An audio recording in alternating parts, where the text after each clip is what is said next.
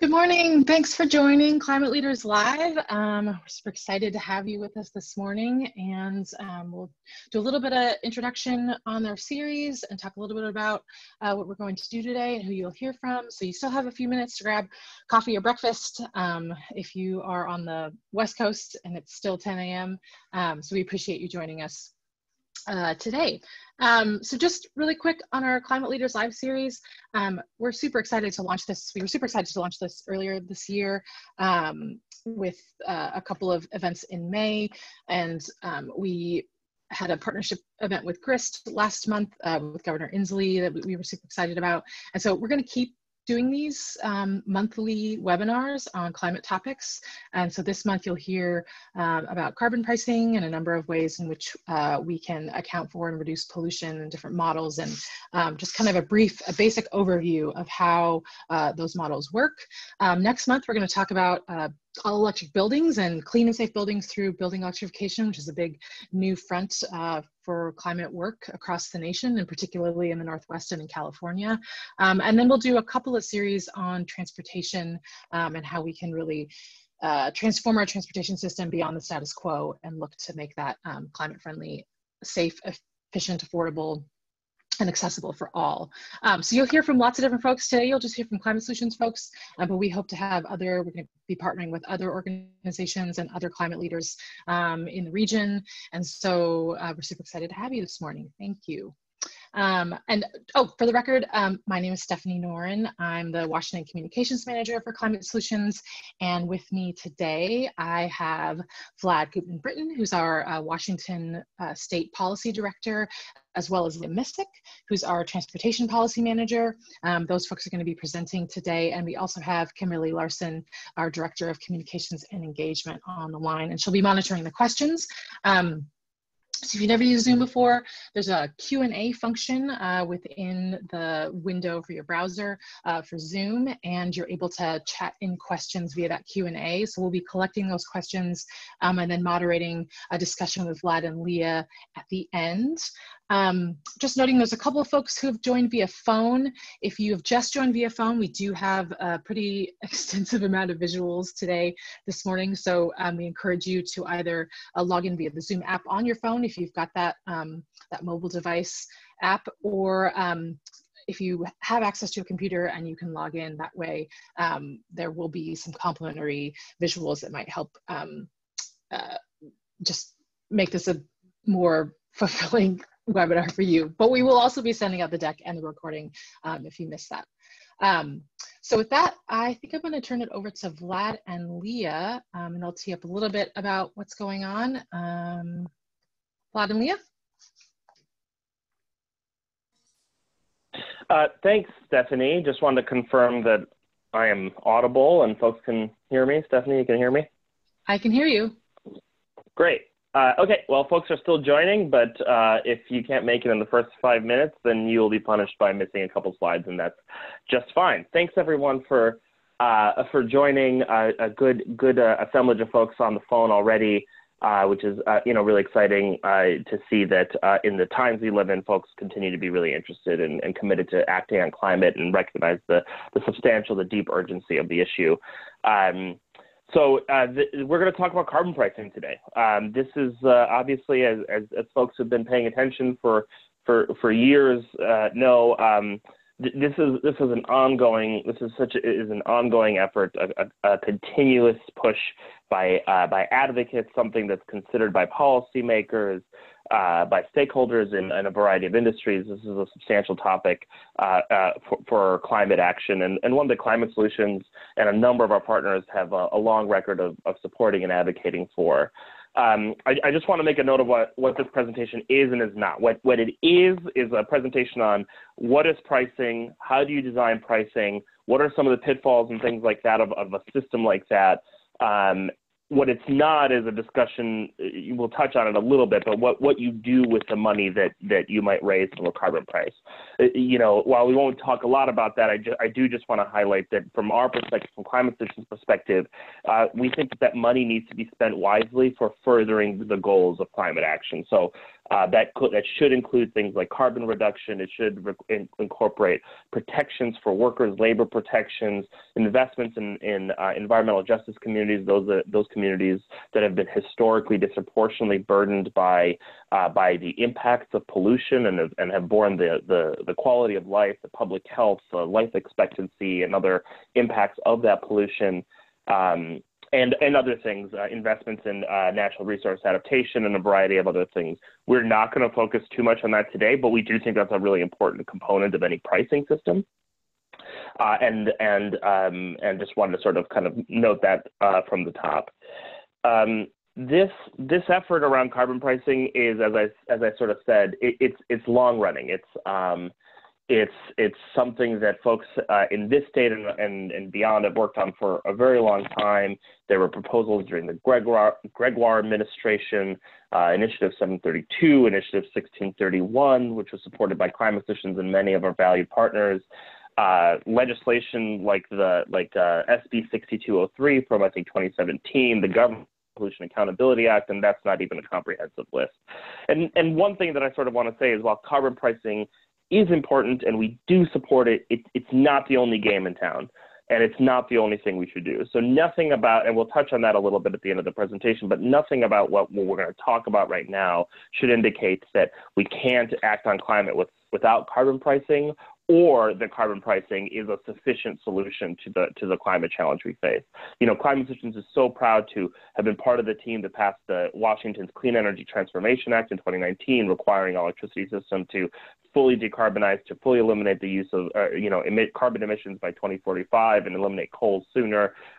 We supported actions to eliminate, to ban super pollutants in Washington, to require to help pass the Clean Buildings for Washington Act, which requires retrofits of existing commercial buildings, the Clean Cars legislation from 2005, the ZEV mandate requiring electric vehicle deployment. So much as a part of a comprehensive regime to really tackle our climate challenge.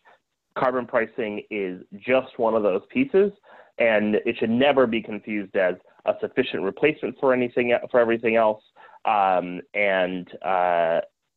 We're going to keep working on this even while we continue to push those policies as well. And I think the reason that this is, and I just wanted to sort of note that the reason this is so relevant right now is, beyond the sort of general climate urgency that all of us know we face, is that the legislature, again, is thinking of kind of tackling this in the coming legislative session. There is a deep need for a transportation revenue and investment package, and one of the contemplated revenue sources is some kind of carbon pricing system. Climate Solutions, we really support carbon transportation package. We really think it's timely, and we need to make investments in our transportation system. And so we'll want to participate in the conversation about how the broader package is designed, as well as how the pricing is designed. I'd like to kind of kick it to Leah for a second to sort of briefly talk about what we need and what was necessary for a robust and progressive transportation package, and then we'll kind of take it from there. Leah, are you with us? I'm here. Hi, everybody. This is Leah Missick. I'm the Washington Transportation Policy Manager for Climate Solutions. So this is my voice. I'll be speaking in the presentation along with Vlad. So as Vlad mentioned, we are very engaged in what a transportation package might look like this upcoming legislative session. And we have been working with a coalition, and as a coalition, we have agreed upon certain principles. From Climate Solutions perspective, really important principles, both for how we raise funds for our transportation system and how we spend funds, is that it is climate smart, it is flexible, and it is equitable. We want to make sure that we are not disincentivizing clean and healthy and safe transportation choices, and we also want to make sure that we are spending funds on those. We also want to make sure that we are investing in communities that have historically not had as good of transportation choices available to them, and also have been suffering from the burdens of air pollution from our transportation system. So carbon pricing, as Vlad mentioned, is one of the options that is currently on the table for generating revenue for our transportation package. I mentioned flexible as one of our principles as well, and this is really important. As many of you know, I'm sure we are in an economic crisis right now, and we really desperately need funding for our transportation system, particularly for transit and for other safe transportation options, safe ways for people to get around without a personal vehicle. Part of the problem we have right now is that our transportation funding is not flexible. About half of the funding coming into the state is from the gas tax, which is constitutionally bound to be spent on road purposes. Therefore, we cannot spend that on other options such as transit. And so that's why we are really engaged in looking at ways that we can generate the revenue that we need to fund a holistic, clean, healthy, safe, climate-friendly transportation system that is not just bound toward roads. We really need to generate funds in a flexible way that is climate friendly. And so carbon pricing is on the table. We are looking at it as a way to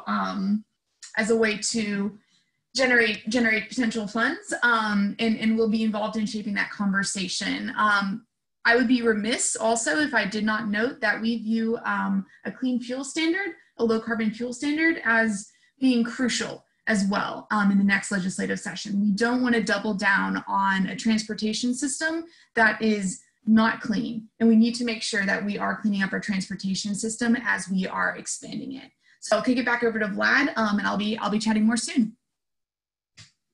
Thanks, Leah. So the last part of our preamble is where is Washington now? What is our carbon reduction and carbon emissions context? And so just wanted to share a few slides to kind of provide some perspective on that question. So this is the first of many charts. This is going to be a very chart-heavy presentation.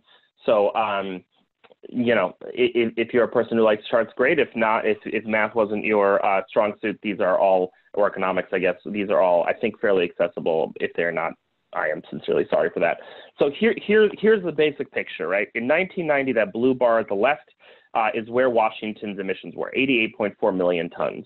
Our peak emissions level was in the year 2000. It was 108.6 million tons. And in 2017, which is the most recent emissions inventory Washington has published, we're down to 97.5 million tons. Now that's an improvement over 2000. It's an over 10% increase over 1990. And fundamentally, we're not getting the job done. Our emissions have been relatively flat or steadily increasing since the early part of this decade. Last decade, whenever decades start, and we certainly need to make much deeper reductions than we've been seeing. In 2020, this last session, just a few months ago, the legislature adopted new and updated emission limits, which require Washington to achieve 95% reductions compared to 1990 levels by 2050, and at the same time achieve carbon neutrality, net zero carbon system by the same year. That's about 4.42 million tons, about 5 million tons per year.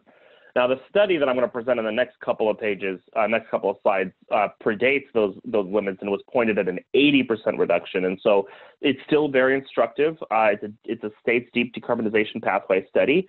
But know that what I'm about to show is good. It's not good enough compared to what the law says we need to achieve. In either case, we need to cut more than 96% of our current emissions to get to where the statute says, and more than about 82% of our current emissions to get to where the study says. And the study is going to talk about how do we get to that 82%. So this is what happens. This is the kind of business as usual case in 2017 when the study was completed. You get some carbon reductions associated with, replacing coal power with some natural gas and renewables. You get more efficient cars and some use of electric vehicles and a few other kind of emission reductions, and that's good, about 20 million tons. But fundamentally, even that 80% goal, which is that blue line at the bottom, we're overshooting it by a factor of 5 if we don't adopt additional policies. You can see where we are there with the box. We're still quite high, and we need to cut something like 95% of those emissions to get to where we need to go. We have made progress since this chart was passed. As I mentioned, the Clean Energy Transformation Act, the Clean Buildings for Washington Act, will reduce some of these emissions beyond what this projection says.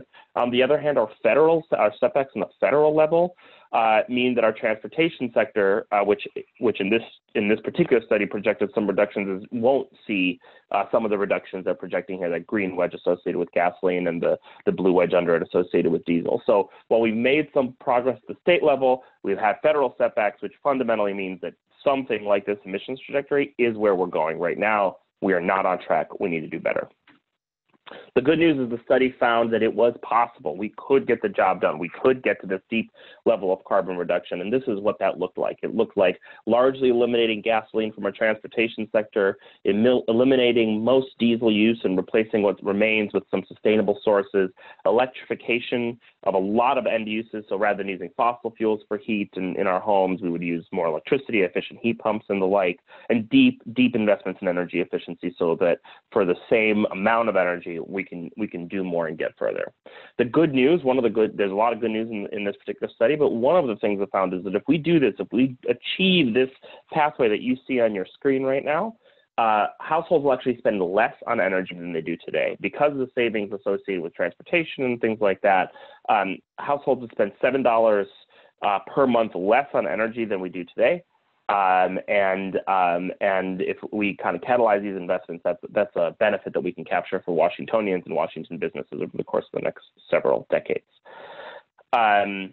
So like I said, we're looking at deep reductions, largely eliminating emissions associated with electricity, gasoline, and diesel, deep reductions in natural gas, and a lot of reductions associated with jet fuel, which this study found was possible through replacing fossil fuel-based jet fuel with sustainable biofuel varieties.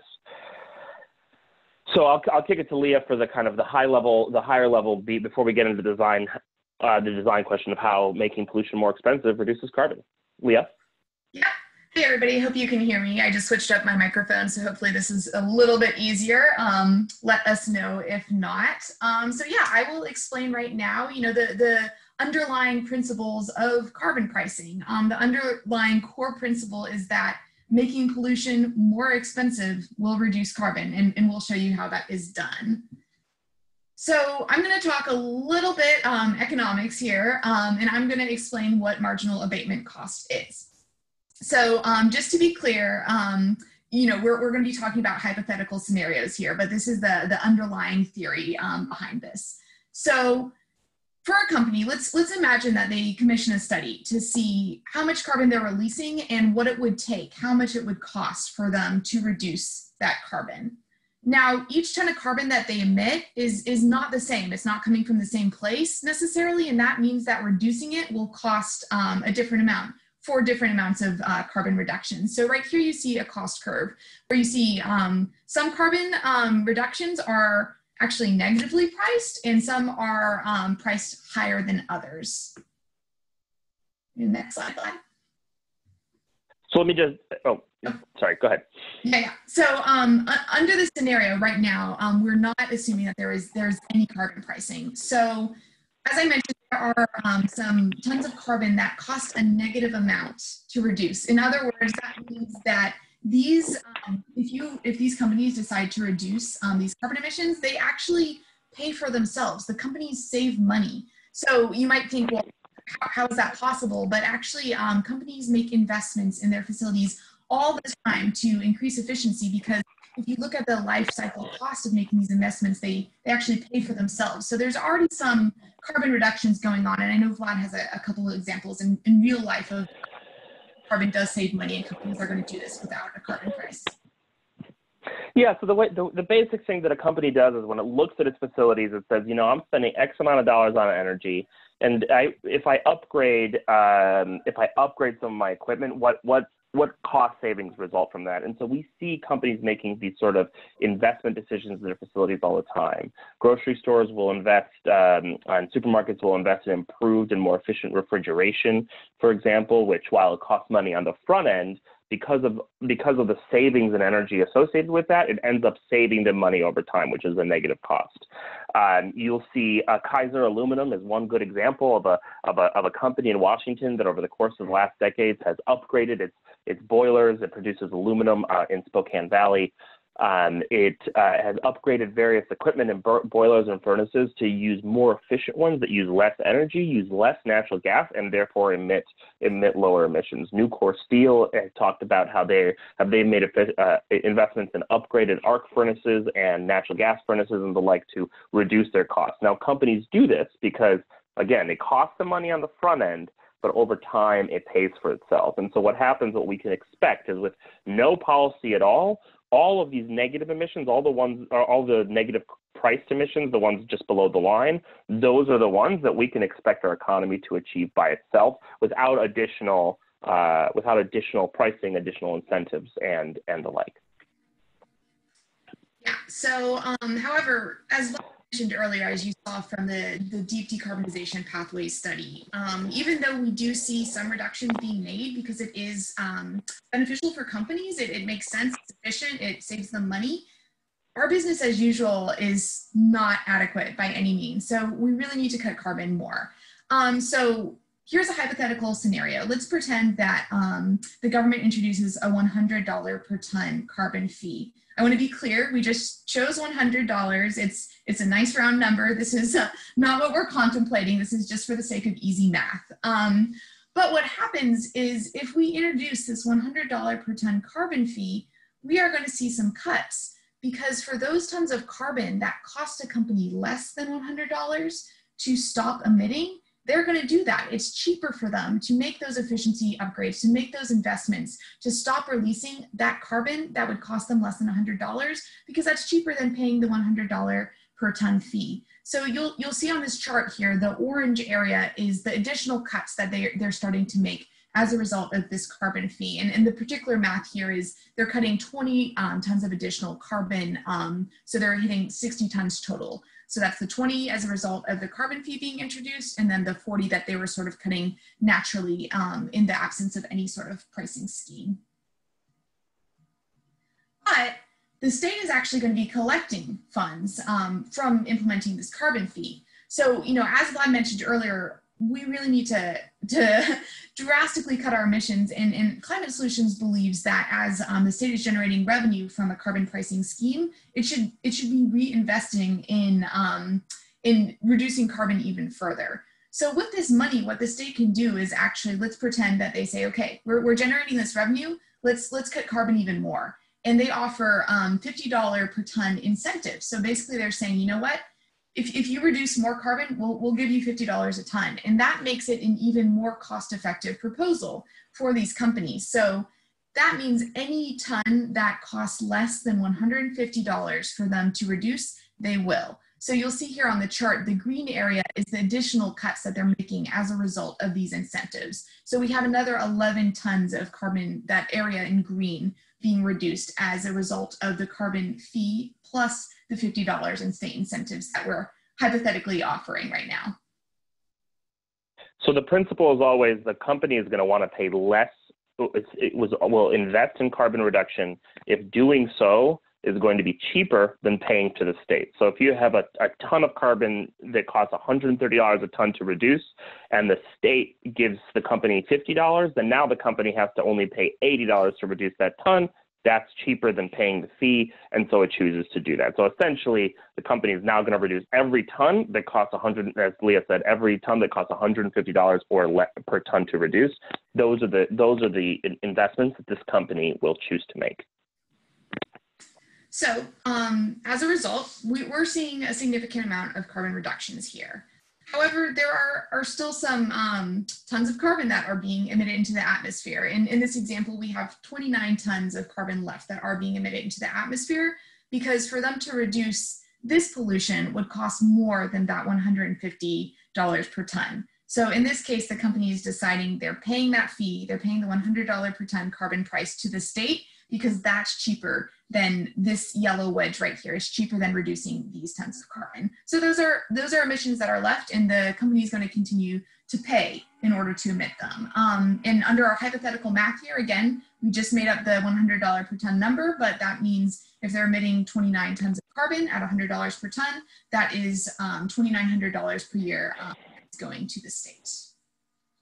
And that $2,900 is being recycled into the green wedge for other companies, for helping other individuals, maybe helping you purchase a more efficient furnace or an electric vehicle, et cetera.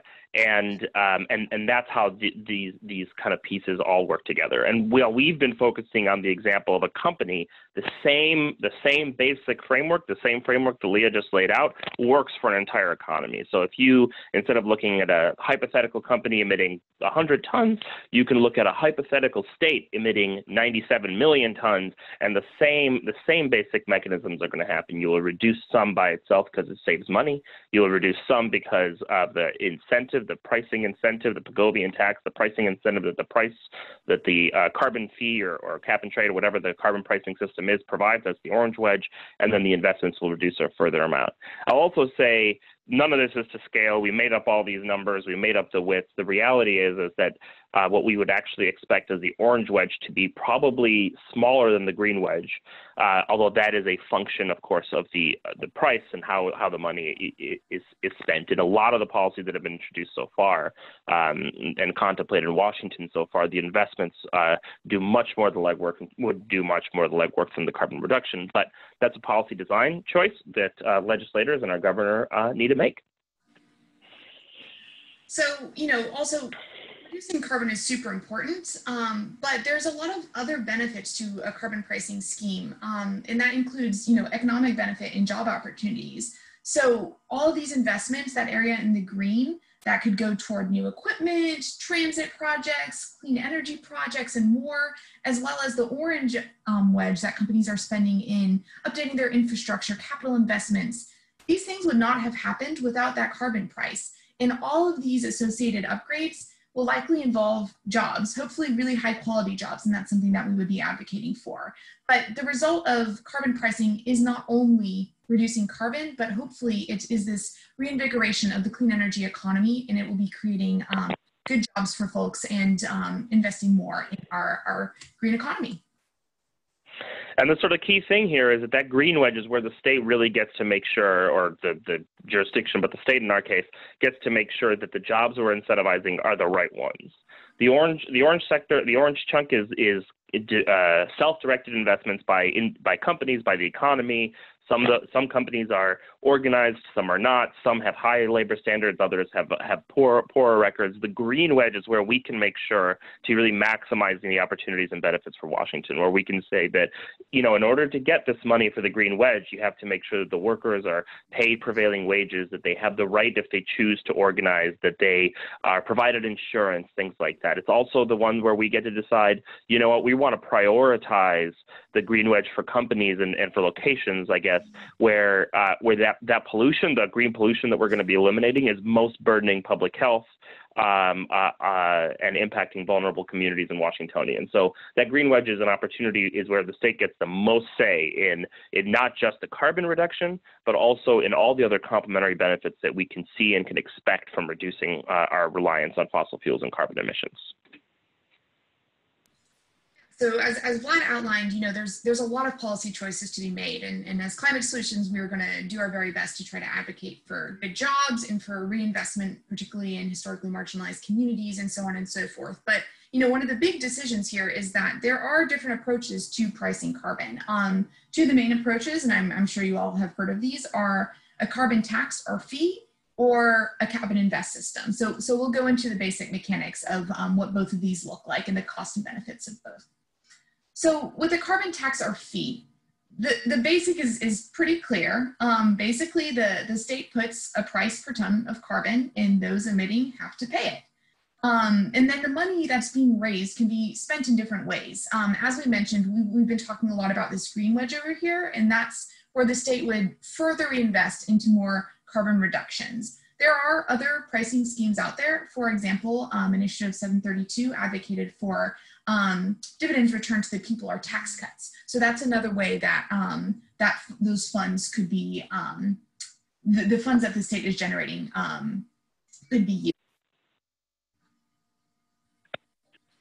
So, again, there's benefits to both of these systems. What are some of the benefits of a carbon tax or a carbon fee? One is that it's pretty straightforward. It's not as complicated as cap and invest, which we'll go into in just a moment. As I mentioned, you set a price on carbon. Hopefully that price should be escalating over time, and that needs to be paid by those emitting carbon.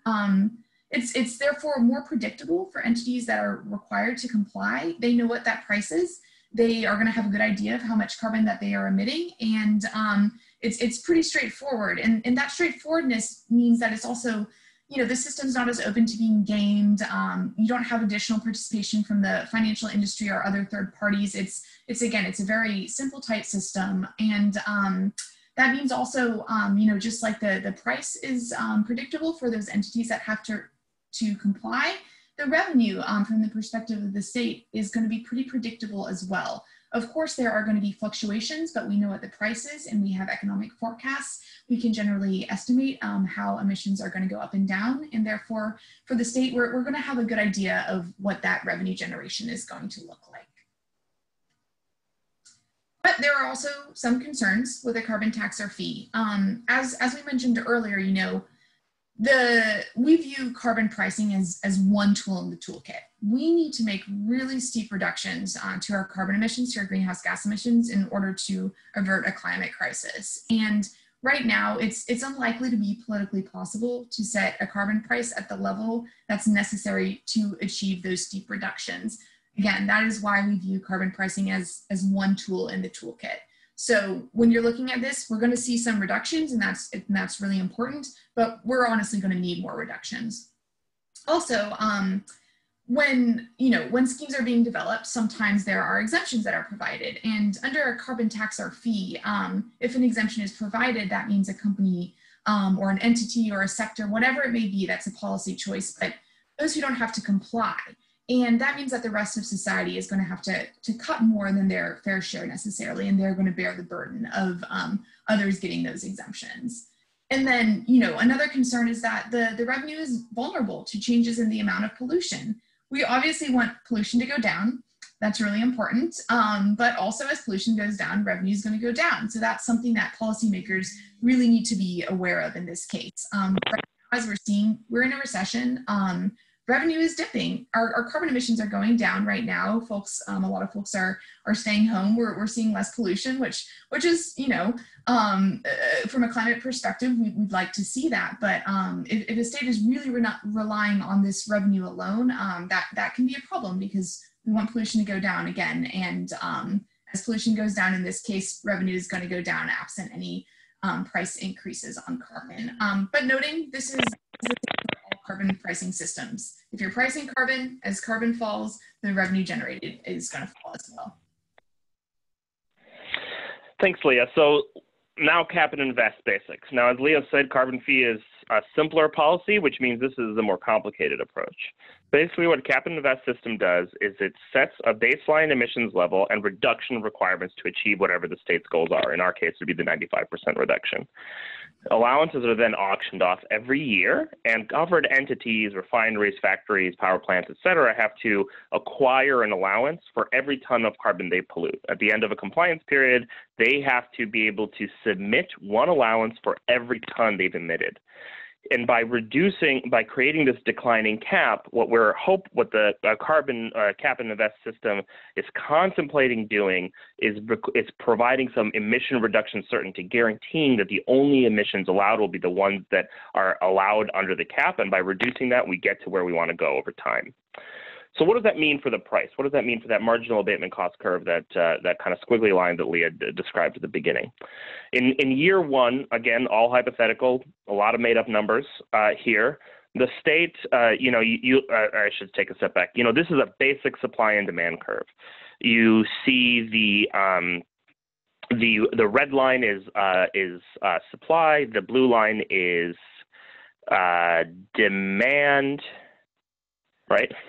Yeah, and where those intersect is where the allowance auction will clear. So, folks, it's the amount of allowances that are available for a certain price. When that matches the amount of allowances that the economy was willing to buy for that price, that's the amount we will see. As the allowance supply falls, as we have basic supply and demand, where there's less supply, as long as demand is the same, the price will go up, auction prices will climb, and that's what moves us along that marginal abatement cost curve, right? As by creating this system where through supply and demand we steadily increase the price by cutting the amount of supply, the price goes up, we generate more revenue presumably, and you make more carbon reductions cost effective. So in the first year in this example, there are 16 allowances that are sold at $50 a piece. Now in the next year, you cut the supply, which means you move the supply curve in, and now you have 12 allowances. And if you match that up to the supply curve, the demand curve rather, in this hypothetical auction, those allowances now sell for $60. And so what you're seeing is that that orange wedge down at the bottom that we talked about before now gets a little bigger, right? Instead of being what it was in the first year, there are more carbon reductions that become cost effective to reduce as a result of constraining the amount of allowances available. And you'll continue to see this over time. In year 3, you tighten the supply again, and now you have 9 allowances available, and now they sell for $69 a ton, again, making more carbon reductions more cost effective. So what are the benefits of a system like this? One is that a well-designed system provides emission reduction certainty.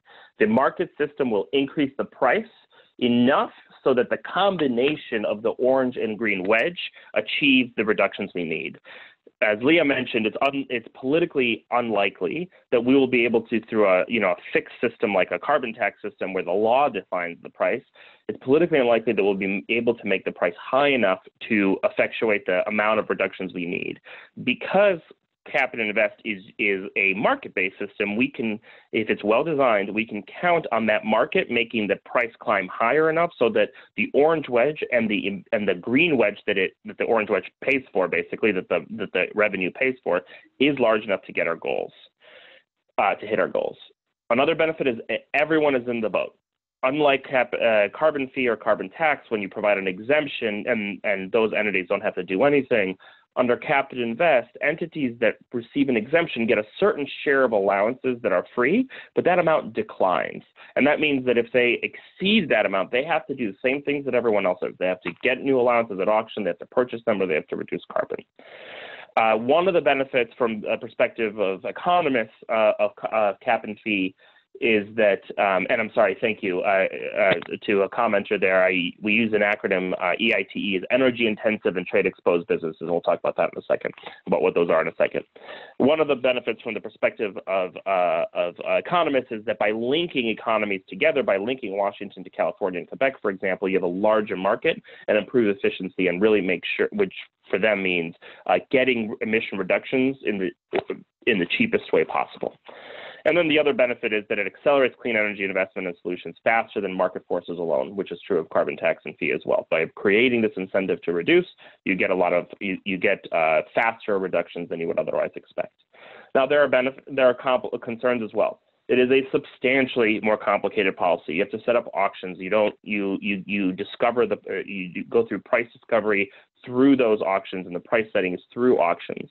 It also traditionally, although this doesn't have to be the case, means that third parties like banks and investors can participate. They can be the ones who purchase allowances and then resell them later. Historically, a lot of carbon systems have had poorly designed caps that end up functioning like a carbon tax, meaning that because you set your cap too high, allowances sell at the price floor that the state sets, rather than having a well-functioning market that guarantees you get the price you need. And then concerns have been raised that because of the market system, because of the trading among entities that's allowed, it could allow certain polluters, especially those near vulnerable communities, to maintain or increase their pollution just by buying extra allowances. And that's true. It's worth noting, though, that those same polluters under a carbon tax system could also just pay the state whatever the set carbon price is to continue emitting as well. One other thing that I didn't mention on here is that traditionally cap and invest systems allow some limited use of offsets, and that is bad for two reasons, potentially. One is that it means that it does, for every offset that a company uses, they don't have to reduce emission on site. And two is that there has historically been fairly problematic offsets that have been used. Now, there's a number of basic concerns that are common to all carbon pricing systems. One is that it's basically charges a price on consumption, and consumption pricing is regressive. Lower income folks spend more of their income on energy than higher income folks. So unless we make specific design choices like spending the money to prevent this, carbon pricing can be regressive. And the second point is that it can be an unsteady source of revenue. As pollution dips, the state gets less revenue. That happens in economic recessions. That happens as a result of other things, and that could be a problem. That risk of unsteady revenue is probably somewhat higher for cap and invest because complying entities can comply through trading of allowances between themselves if there are extra ones in the bank versus buying them from the state at auction. So how do we prevent unintended consequences? One is this question of energy-intensive and trade-exposed businesses. There are certain industries that if we increase their costs, they're not going to be able to pass those costs on to their customers. You know, that's products like cement and steel, where it doesn't matter if you're buying steel from a Chinese facility or a Turkish facility, or if you're buying it from Nucor Steel here in Washington State. And the reason that's a problem is that it could lead to leakage. If those facilities, if Nucor Steel, for example, were to leave Washington and replace that production somewhere else, that production is likely to be more carbon intensive. So by pushing Nucor Steel, in this example, out, it would look like Washington has cut its emissions, but we will have raised them by more somewhere else. So the result is counterproductive. You also lose the economic activity and jobs that comes with that. And for that reason, we provide exemptions for energy intensive and trade exposed businesses. Now, a potential risk of this kind of exemption under carbon tax and fee is that by exempting those entities, they don't have to reduce anything, and they don't have any kind of obligation to that system, which means that over time, if we don't have complementary policies to reduce those emissions, then those facilities, because they don't have to do anything, can bust the cap, can bust our goal and prevent us from achieving it. Under cap and invest, those entities traditionally will get a declining share of allowances every year, which allows them some certainty in terms of their own reduction investments and makes sure that they continue to fit under the cap and the overall cap continues to be sound and have integrity. The other pieces that I mentioned before are things like impacts on low-income customers and making sure that we can unring some of those bells and provide protection for those customers that aren't otherwise able to comply or reduce their emissions. So there's a variety of pieces like that we can do. We can make investments to prevent any air quality risks, air quality aggravation in certain communities, and a variety of other kinds of solutions. A lot of them are on the investment side. Some are additional details that you could do under the market design side as well. And then as we sort of have, I hope, emphasized very clearly throughout this, what happens if you have pricing and you have other policies like 100% clean electricity and other successes that we've touched on? So here's that basic supply and demand curve. So what happens when you add prices? With cap and invest alone, all you have is a straight auction and whatever is a straight auction setting the prices and driving the reductions. If you then take that money and you make investments with it, you move the demand curve down. Before we were moving the supply curve around, now we're moving the demand curve down. And what that means is that if you invest that money from cap and invest, what you're doing is you are reducing the demand for allowances because this other mechanism, it's the green wedge there, is cutting emissions. And that means that you need fewer allowances with a fixed supply. That means you pay a lower price. So rather than cap and invest alone, where we had 16 allowances demanded going for $50 at auction, now you have 13 allowances demanded, and because the supply is the same, the amount you pay for them is $40 per ton. If you add other climate policies like the Clean Energy Transformation Act, the 100% clean policy, investments in renewable natural gas, upgrading boilers, electric vehicles, all sorts of other things, then you're further reducing the demand. So now in this hypothetical, we've cut the demand for allowances to 12 allowances, and because the supply is the same, the cost for those allowances has fallen again. It's now $31 a ton, and that's okay because it's functioning under this total cap. We can still get the reductions we need. If you then add clean fuel standards, yes, yeah, that's exactly what I wanted to chip in. Is this is why, as I mentioned earlier, when we're talking about a transportation package, even if carbon price is involved, we really want to have a clean fuel standard there. It'll make the system function better, and we'll have more certainty on emissions reductions.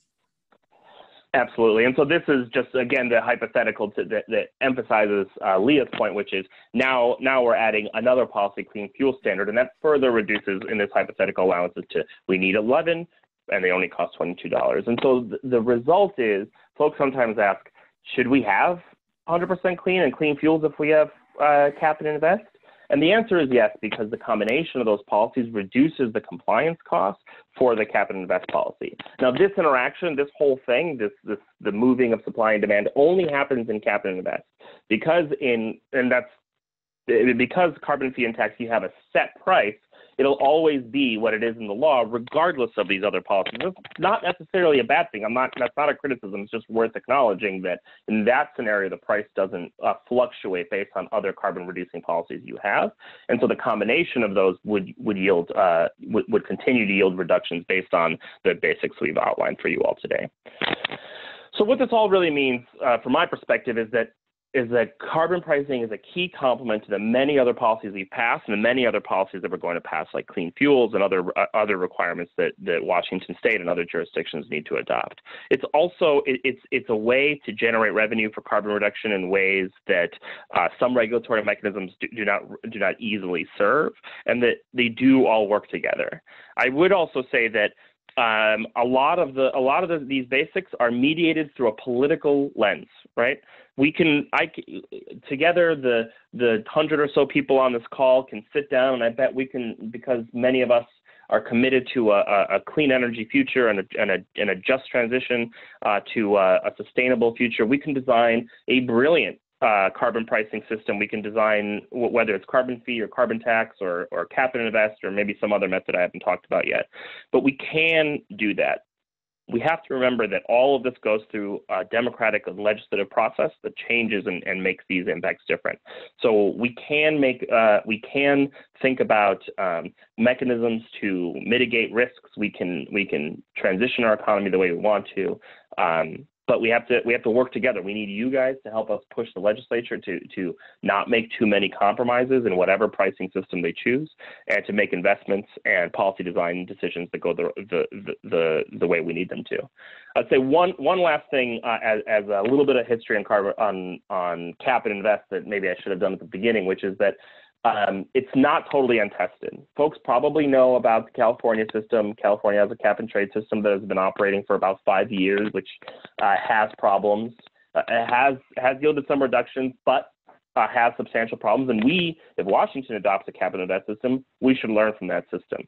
British Columbia has a carbon tax and fee system, which is good. It also has problems, and we should improve upon those too. But we've had cap and trade, at least in the United States, for longer than that. The first major cap and trade effort in the United States was to reduce acid rain SOx emissions, and it started in 1990, and it is ongoing today.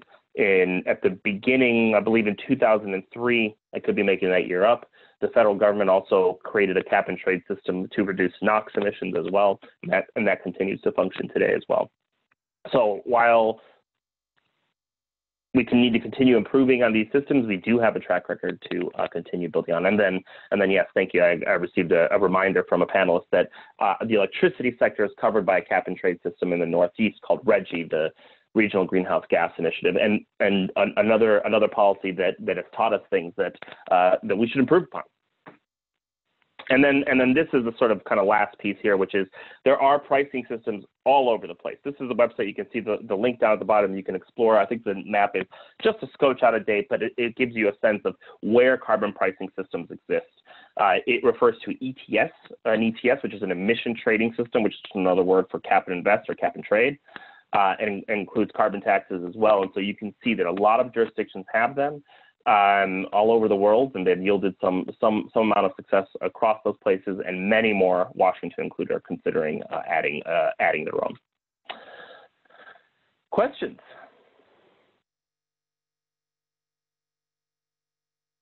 Do Stephanie or Kimberly want to toss us some that they've seen come in? Go ahead, sorry. Yeah, Thanks. This is Kimberly Larson. I have been just monitoring a lot of the questions. A lot of great questions coming in. We're going to try to take as many as we can.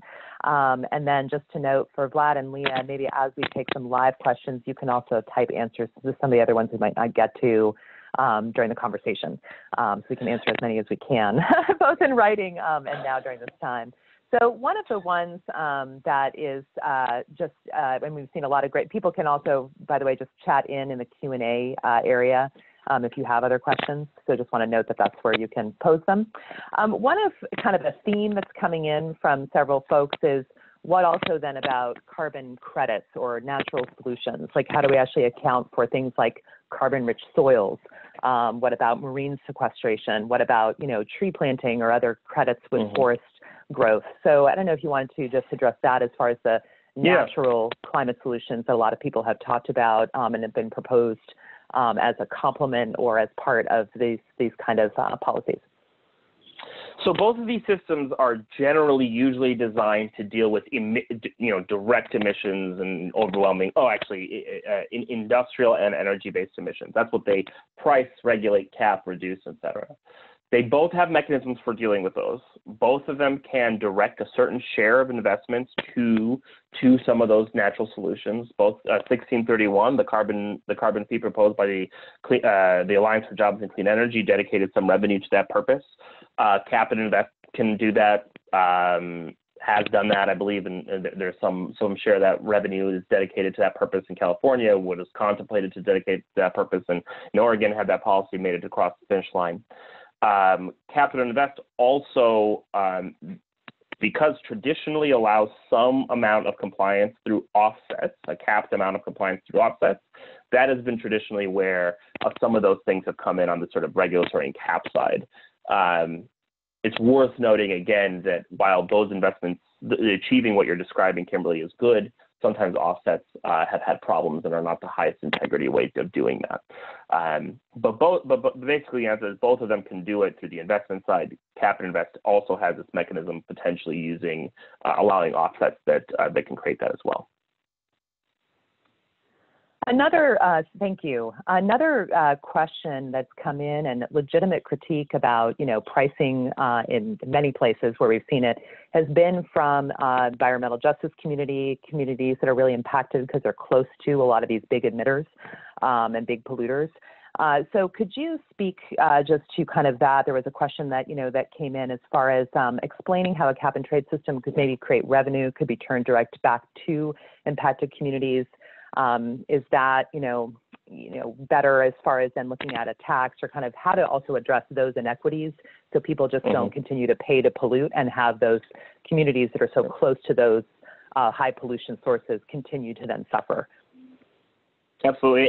And before I answer that question, I should just say that, what I feel somewhat comfortable in answering questions about, along the lines of what you asked, Kimberly, how do we make investments or design as a system to prevent air pollution hotspots and things like that? Climate Solutions and I myself should not and are not the arbiters of whether or not a policy is equitable, and urge folks to look to groups like Front and Centered in Washington and their membership to sort of evaluate their perspectives on any of these policies. And I don't, in nothing about to say, do I want to purport to speak or represent their perspectives on these policies, or have said, do I want to purport to represent their perspectives on these policies? That being said, if there could be specific issues that can be raised, for example, air pollution hotspots, concentration of pollution in communities that are more vulnerable or have traditionally been burdened by those. And we can do policy design to address that. We can dedicate a certain, policies that the Climate Solutions in the past has supported. For example, 1631 required 35% of all investments were spent in communities designated as pollution and health action areas, I believe was the legal term that the 1631 included. A similar concept can and has been proposed in cap and trade systems that have been proposed in Washington. And so you can make specific investments to deal with potential risks and concerns that people have. And that could include, like I said, mitigation for air pollution that may become concentrated as a result of this system or result of another system. You can make limitations. For example, I mentioned linkage and connecting a hypothetical Washington cap and invest market to, say, a California or Canadian one. You can make restrictions and limitations to make sure that our linking doesn't aggravate air pollution in areas in those jurisdictions as well. So that's a limitation that we should consider and we should impose. If the state of Washington does go that way and we do consider linking, we should make sure that we are attentive to not only what that choice does for communities in Washington, but what that choice does to communities in the linking jurisdictions as well. And then, as I mentioned, investments that spending that makes sure that the impacts of a carbon pricing policy are not regressive are extremely important, and not just that the costs and the burden of the policy aren't regressive, but that we are alleviating the historic burdens people in these communities have experienced. You know, we have situations, reducing pollution equally across every community doesn't address the fact that certain communities have had the accumulated burden of breathing the pollution from these sources for many years. And so we should make sure that not only are we investing in carbon reduction across the state of Washington, but that we're especially doing it in places where the co-pollutants, the other pollutants from fossil fuels have created burdens, so that we are mitigating those harms in short order. Leah, did you have a piece to chip in here? Yeah, exactly. Just to give folks a concrete example of what this could look like. You know, for example, there are some areas that have really low incomes and really high air pollution and from transportation, and a lot of folks are having to drive really polluting vehicles. And there are different trade-in programs where folks can trade in their old and polluting vehicle, which, by the way, costs them a lot to operate because they constantly need repairs, or they need to buy a lot of gas. They're able to trade in their vehicles for used electric vehicles, which saves them a ton of money because electricity is so much cheaper to fuel your vehicle than gas. They're reducing air pollution in the area. It's better for them as individuals, but these kinds of programs need a lot of them up. And so that's just a concrete example of what carbon pricing revenue could be used for to help reduce air pollution and to also improve quality of life for folks and reduce their spending on energy. Great. We'll have time. I'm just going to ask one more. There's a lot. We're trying to also at the same time type answers to other questions that we can't take live right now. So just know we have it's great to see so much engagement and so many questions on this. We really appreciate people's, engagement on this whole issue. One last question, then we'll take live, and then we'll quickly try to type in some other answers to the other ones. And then let's, continue to all be in touch as far as your questions. Where is the business community on this? Somebody had asked, like, where is the Chamber of Commerce? Like, where is, this fundamentally will hurt a lot of businesses' bottom lines or others? What have we seen as far as either business support or not? Others who, are just, but just if you could quickly address that as far as what you've seen with interest or lack thereof from the business sector, that'd be great. Sure. The answer is it's a mixed bag. Maybe not surprising, clean energy businesses have historically been strong supporters of policies like this. Certain other businesses, for example, last time there was a robust conversation in the legislature, as well as with Initiative 1631, certain businesses like Microsoft did endorse those policies. Microsoft actually has its own internal carbon price. It charges itself for pollution and then reinvests that revenue into reducing its own pollution footprint. And policies like that. There's also businesses. The other kind of major stakeholder in this space is utilities and energy providers. This has been sort of inconsistent. They've been responsive to certain policies over time. Had different responses to different policies over time. The high level is that basically every energy provider in Washington, electric and gas utilities, is on the record saying that a carbon pricing system they could support a carbon pricing system. Details matter, and sometimes they ask for things that we consider to be problematic and things we don't think should be included, but there is agreement that some sort of carbon pricing system has to come. And then there are a lot of businesses, the example of the Chamber of Commerce, Chamber of Commerce isn't active in Washington. Their kind of sister organization is called the Association of Washington Business, has historically opposed the policies like this. They have told us that they are interested in exploring if there is a way for them to get to yes in coming years. And I'll kick it to Stephanie to start wrapping us up. And thanks everyone for participating before I hand it off. Yeah, thanks, Vlad and Leah and Kimberly, to all who've participated. Awesome to see so many questions. We have been logging them separately, so if there are questions that we can answer afterwards, we'll be sending out a follow-up with the recording, as well as posting the recording to our website. And you can always access all of our events at climatesolutions.org/events. So look for a follow-up email from us with the recording, and then potentially we'll be able to answer some of these questions that we did not answer live or were not able to get in to the chat via text. Super quick, want to let you know that this event is a part of our Climate Leaders Live series. We'll be doing monthly looks at different climate topics and hoping to bring other speakers and other voices from around the region and certainly from around the state who are working on various climate issues. So we've got a few events coming up, and next month we'll be talking about clean and safe buildings with electrification.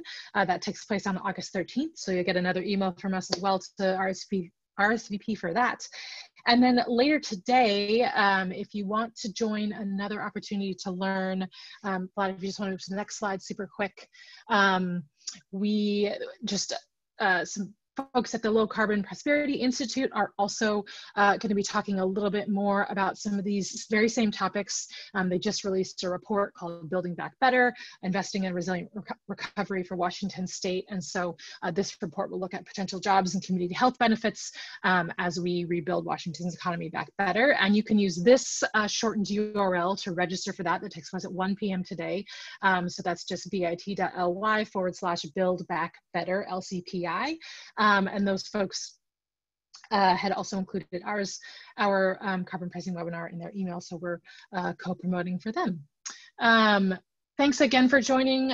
Sorry we went a couple minutes over. We will try in the future to be very tight and end at approximately 11 o'clock or 1 hour later. Again, really appreciate all the questions, all the discussion, and you will see a follow-up email from us shortly. Thank you. Thanks, everybody.